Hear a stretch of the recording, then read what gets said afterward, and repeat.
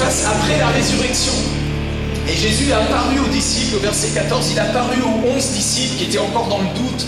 Ils étaient à table, et pendant qu'ils étaient à table, il leur reprocha leur incrédulité et la dureté de leur cœur, parce qu'ils n'avaient pas cru ceux qui l'avaient vu ressusciter. Puis il leur dit, allez par tout le monde et prêchez la bonne nouvelle à toute la création.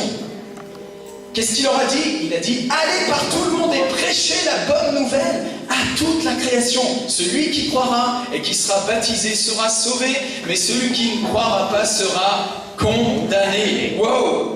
Voici les miracles qui accompagneront ceux qui auront cru. En mon nom, ils chasseront les démons, ils parleront de nouvelles langues, et ils saisiront des serpents. S'ils boivent quelques breuvages mortels, il ne leur fera point de mal. Ils imposeront les mains aux malades, et les malades seront guéris. Le Seigneur, après leur avoir parlé, fut enlevé au ciel, et il s'assit à la droite de Dieu, et ils s'en allèrent prêcher partout. Le Seigneur travaillait avec eux et confirmait la parole par des miracles qui l'accompagnaient. Amen. Seigneur, merci pour ta parole ce matin. Nous la croyons, Seigneur, et nous te glorifions au nom de Jésus. Et l'Église dit Amen. Ce livre-là, soit c'est le pire des mensonges qui a existé sur terre, soit c'est le message le plus merveilleux. Soit on nous a trompés, on nous a raconté des histoires, soit on nous a tout simplement annoncer véritablement une bonne nouvelle. Et l'évangile est la bonne nouvelle du royaume des cieux. Amen. C'est vraiment une bonne nouvelle. Moi, il y a 27 ans, j'étais toxicomane à l'héroïne, je ne croyais pas du tout en Dieu, j'étais dans la drogue, j'étais dans la violence, et j'étais dans le désespoir. Et on m'a annoncé cette bonne nouvelle. Comme on vous l'a annoncé à vous, les chrétiens qui êtes venus ce matin pour adorer le Seigneur avec nous, pour chanter et pour accompagner nos frères et sœurs dans leur baptême.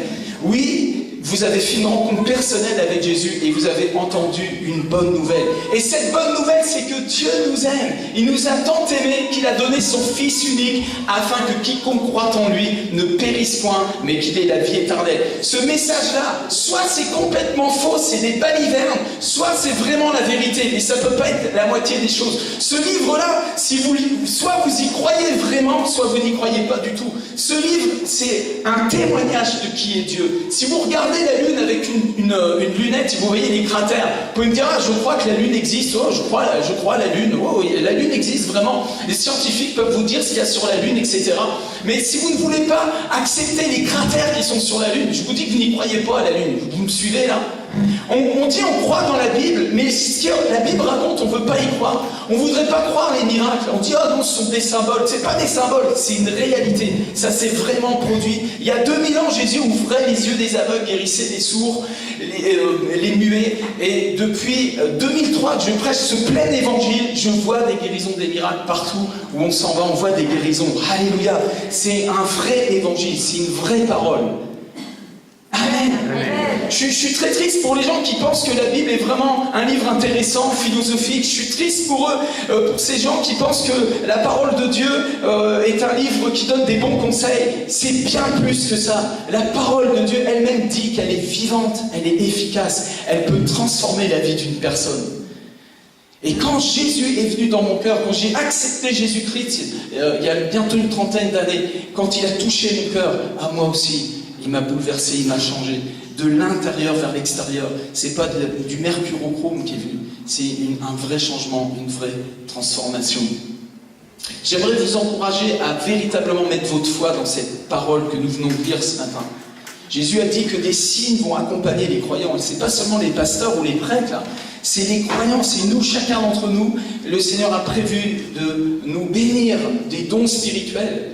Amen. Le baptême du Saint-Esprit. Il n'y a pas que le baptême d'eau par immersion. Il y a le baptême du Saint-Esprit. De recevoir le Saint-Esprit et qu'il vienne habiter en nous. La Bible dit que nous sommes le temple du Saint-Esprit. En effet, pour être rempli de la présence de Dieu. Et c'est tellement bon, c'est tellement merveilleux de goûter à cette bonté. Alléluia. Est-ce que vous croyez la Bible ce matin? Amen. Oui. Je ne sais pas si vous allez me croire, moi, mais moi, j'ai pas décidé même de me croire, moi, j'ai décidé de croire la Bible. La parole de Dieu dit que je suis le temple du Saint-Esprit. Et j'ai commencé à le croire, et j'ai commencé à l'expérimenter. Alléluia.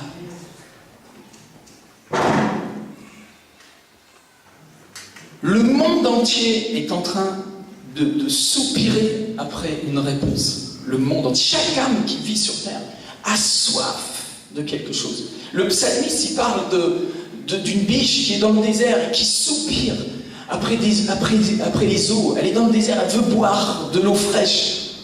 Et l'âme humaine, elle vit comme ça, même si elle est en train de s'occuper de toutes sortes de choses. Oh, il y a tellement d'occupations dans le monde. On peut vous occuper, mais vous ne trouvez jamais...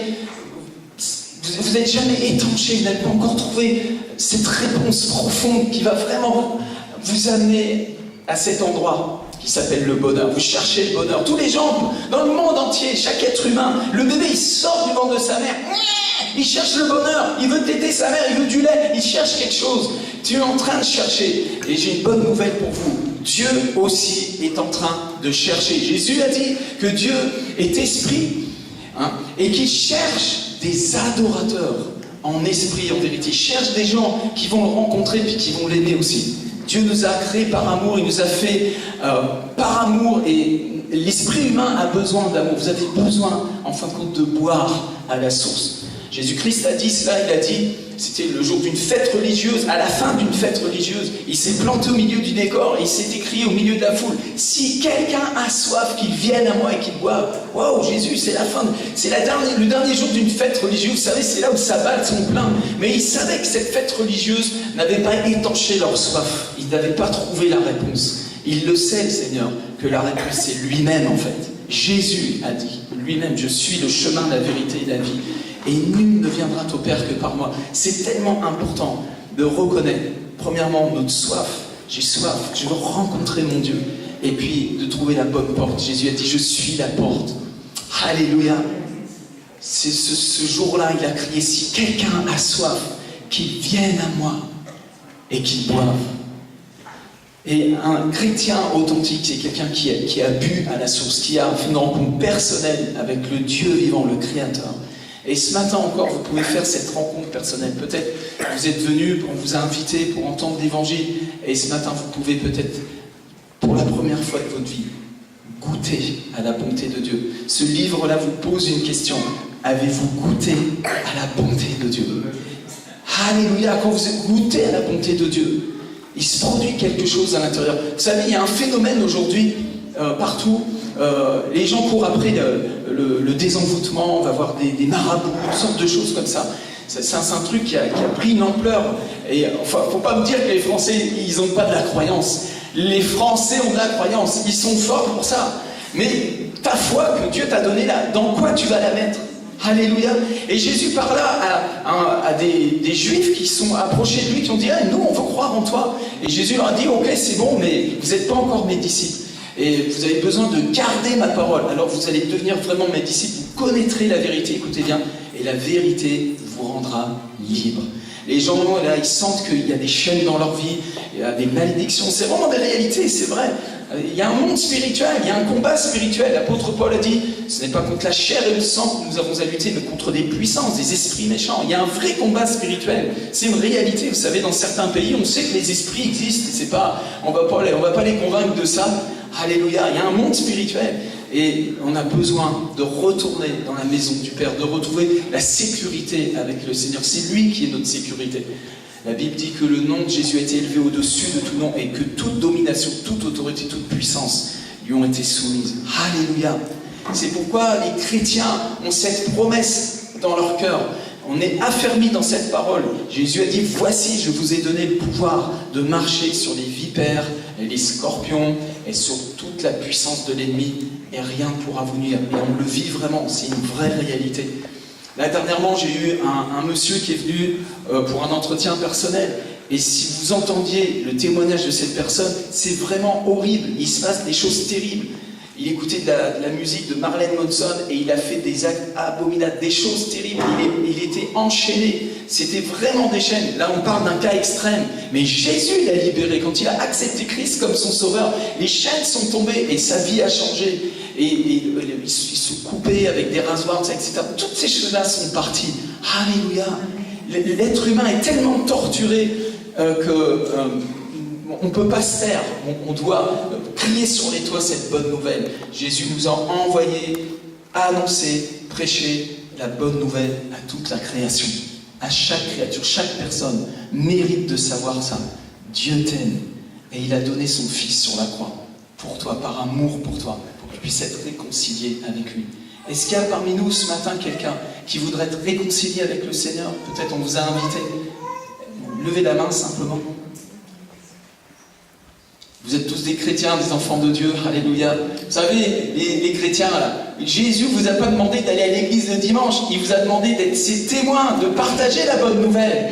Ceux qui croiront là, ils vont partager la bonne nouvelle. C'est pour ça que je vais dans le monde entier partager cette bonne nouvelle, soit des milliers de personnes, soit juste une personne dans la rue. Je veux que tu saches que Jésus t'aime. Et nous les chrétiens, on vient le dimanche, alléluia, on se fait des bisous. C'est super, gloire à Dieu, c'est super. Jésus nous a commandé de nous aimer.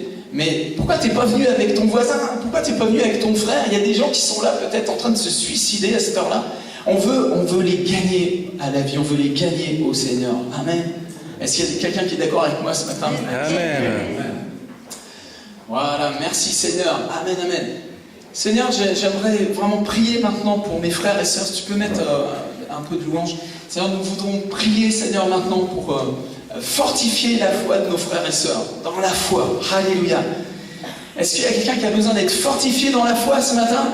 D'aller plus loin avec Dieu, d'être des témoins, là, on veut être embrasés. Amen. Jésus, il a dit, soyez froids ou soyez bouillants, soyez pas des tièdes. Hein, la tiédeur, c'est pas bon ça, on a besoin d'être embrasés d'amour, passionnés. Amen. Est-ce que quelqu'un veut devenir passionné? C'est un don de Dieu ça. Je vous invite à vous approcher, on va prier pour vous, simplement. Amen. Peut-être vous avez besoin d'être consolé aussi. La consolation du Saint-Esprit. Peut-être vous n'avez pas encore reçu le baptême du Saint-Esprit. On veut prier pour vous, approchez-vous simplement. Sentez-vous libre. C'est sûr, il y a les caméras ce matin, alors c'est une ambiance un peu spéciale. Amen. Merci Seigneur. Voilà pour notre sœur. Tu la bénis Seigneur. Alléluia. Merci de la remplir du Saint-Esprit, qu'elle soit en paix Seigneur. Et vraiment tu lui donnes la force des croyants Seigneur. Au nom de Jésus. Merci Seigneur. La joie du Seigneur est ta force. Amen. Voilà, tu peux aller t'asseoir. Merci Seigneur. Elle a de l'huile. Ok. Dieu fait ce qu'il veut, c'est bon. Oh, maman, t'as pas vu. Moi, je fais pas de...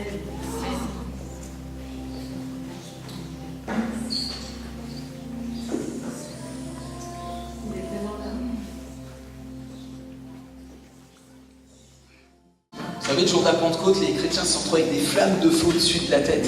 C'est vraiment bizarre le truc. Je pense que beaucoup de croyants, ils seraient choqués s'ils voyaient des flammes apparaître au-dessus de nos têtes. Et pourtant, c'est ce que la Bible dit dans les Actes des Apôtres. C'est comme ça que c'est passé. La présence de Dieu est venue tellement forte que le Seigneur a commencé à donner des signes visibles. C'est écrit dans la Bible.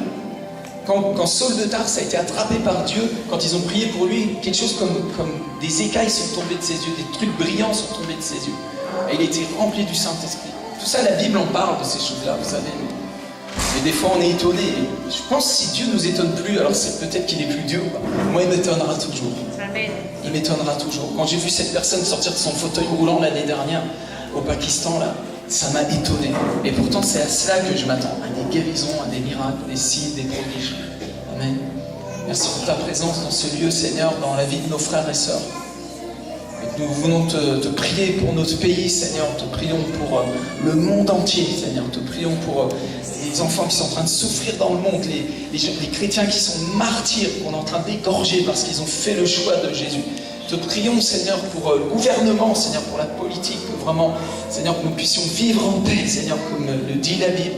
Nous élevons des mains pures et sans colère, et nous prions, Seigneur, pour notre pays, pour la famille, pour les familles, pour les enfants, Seigneur. Père, nous te remercions de ces prières.